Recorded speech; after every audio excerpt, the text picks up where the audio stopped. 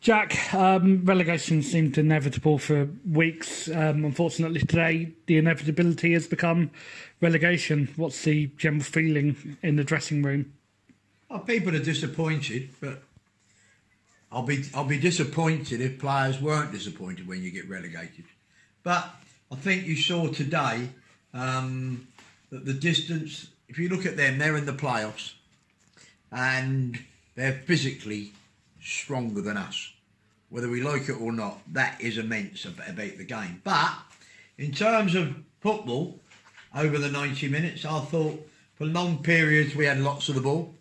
We played some good quality stuff, but it wasn't until the last quarter of an hour we actually started getting in behind them better.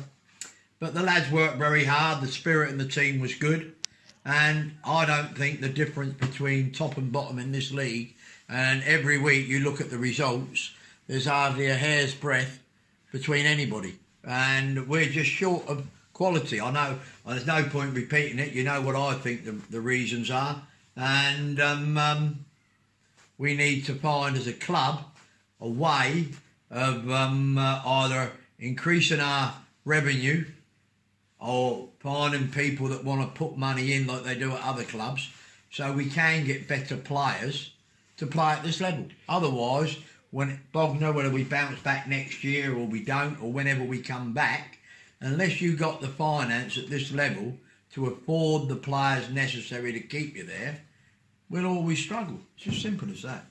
What do you think Bognor can offer a potential investor? We can't offer them a lot because you can't own the ground. There's no security here. We're not a limited company and we can't become a limited company. It's as simple as that.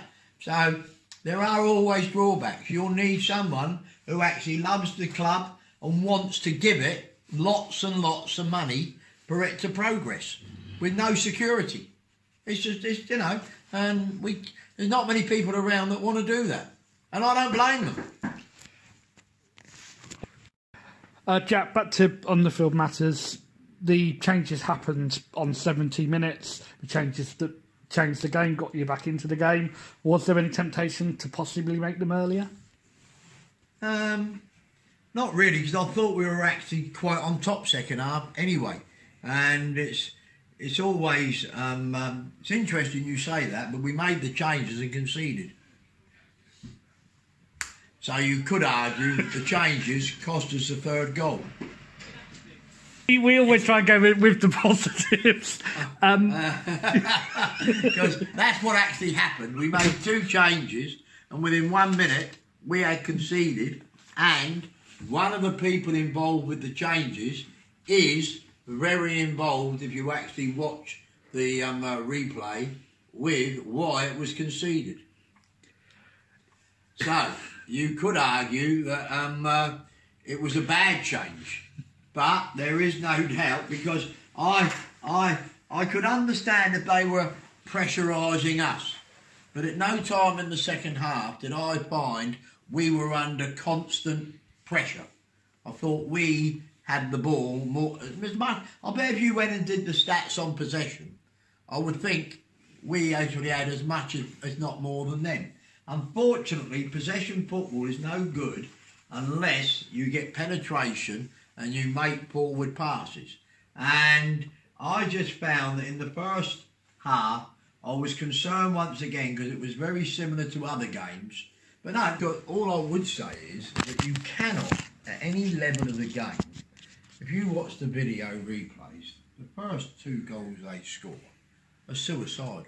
I mean, so you just do not expect to give goals like that at this level to the opposition, especially when the opposition are as good as what they are. Because I mean, say their forwards aren't bad, and they're paying them a lot of money, and they're not bad players, and their four is as good a midfield player as anybody in the league. When we say they are top quality players for this level of the game, and they've invested heavily, and that's fine. But I never thought, when you're 2-0 down normally and you're playing against top quality opposition, you normally you're put under the cosh and you're pinned in and you know you're defending for your life. But if you watch the game, we were never at any stage in that situation. We were always winning the game, but I do accept we never hurt them in the first half with any penetration to work their keeper. We got in good areas, played some good stuff, but it was the same old thing, not enough quality. But you're 2-0 down. And I said at half-time, and so did Dabber, that, you know, we felt pretty confident that if we could get the next goal, we put them under a bit of pressure. Because we don't think we got as bad a players as what our league position suggests. And I thought we were doing quite well second half. I thought, but honestly, I think if we'd have kept the same front line on, I think we'd have lost 3-0. So we had to change it. Ollie was very disappointing at Gloucester, but we worked on that, and he come on and did ever so well. You know, Ollie and Jimmy gave us a bit. You know, I didn't think we got Ben swallow the ball enough like we did the other night. But, you know, Jimmy's a different style of winger, and he's got a bit more pace in terms of running in behind people. And if you look at the game, Harvey never really got forward much in the game today, and we were encouraging him at half-time to try and get more forward.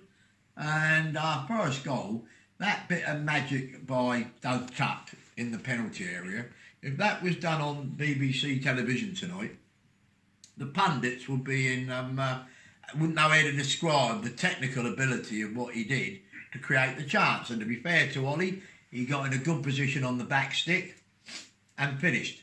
And then we got I thought we had a good shape for a penalty, to be fair, as well. And then we got the second, which made it interesting. But we paid the price, really, of the first goal. First goal was an awful goal to concede. Second one's bad enough, but the first one was...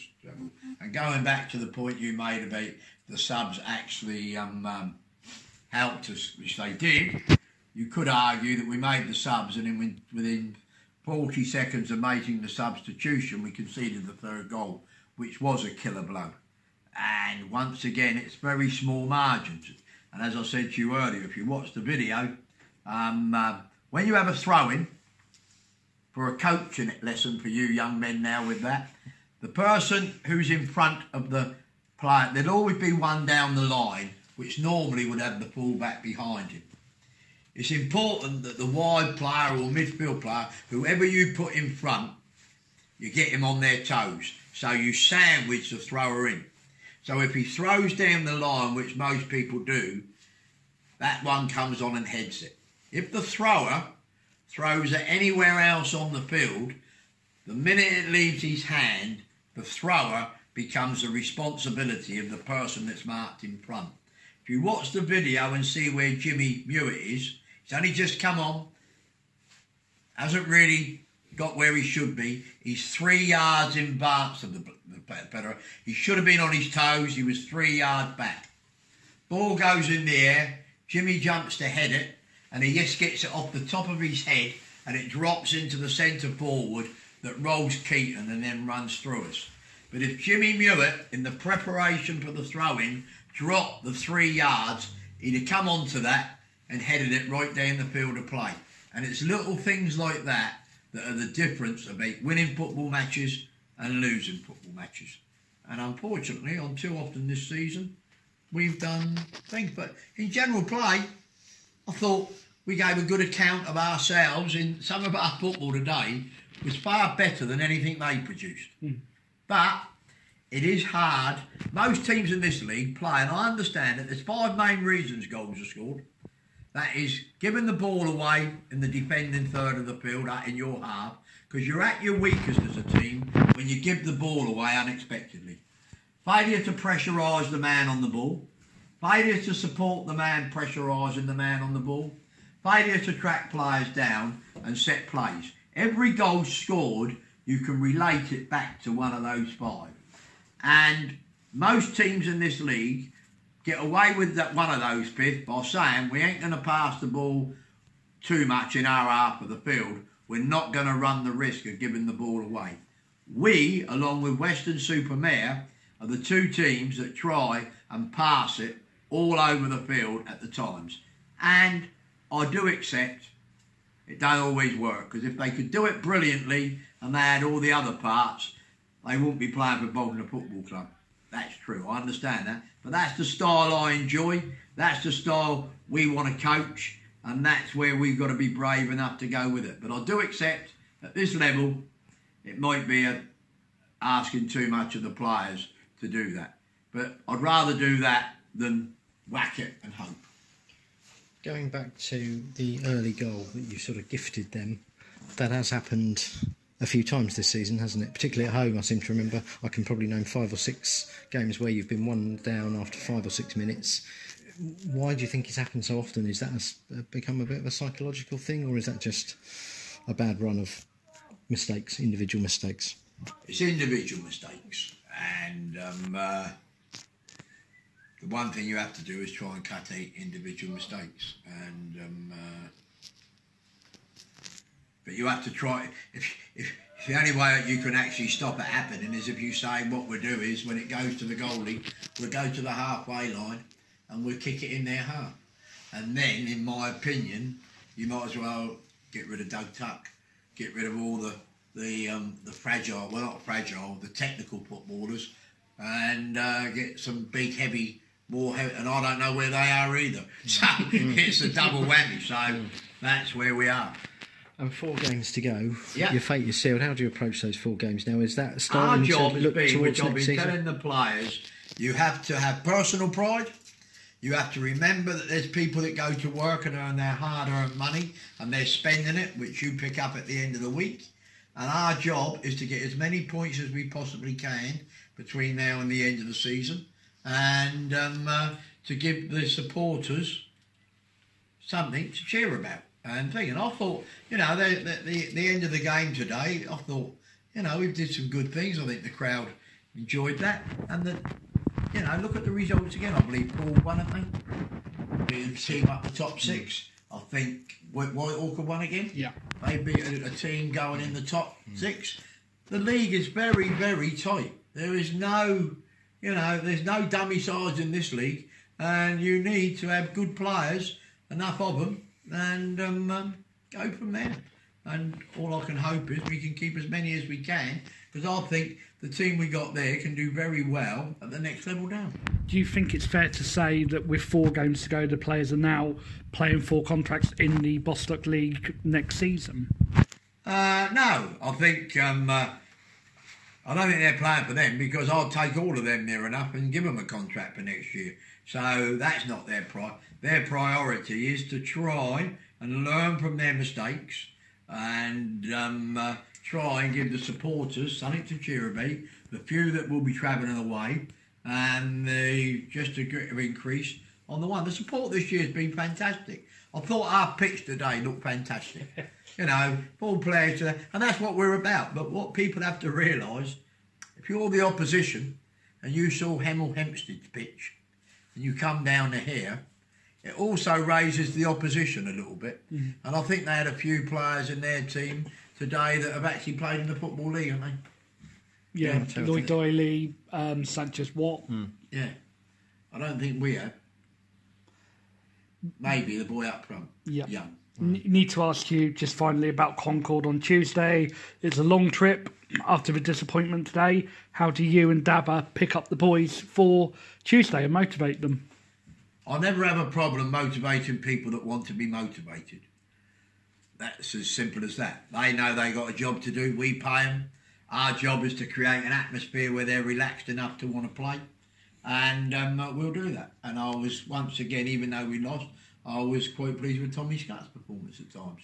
He will be a good player for this club. He is a good lad. He's got good technique.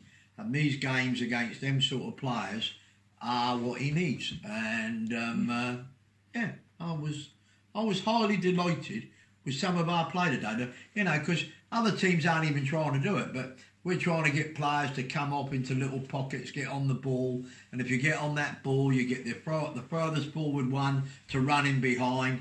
If you can't play him in by taking their defenders because they'll react, you get the full-back up. And, Calvin today gave lots of endeavour like he always did. technically he had one of his poorer games. Technically it won his day-to-day on terms of technique and passing and that. But he gave a tremendous thing. And it's things like that that give me encouragement, because whether we like it or not, we are still a very, very young team. And that bodes well for the future of the club.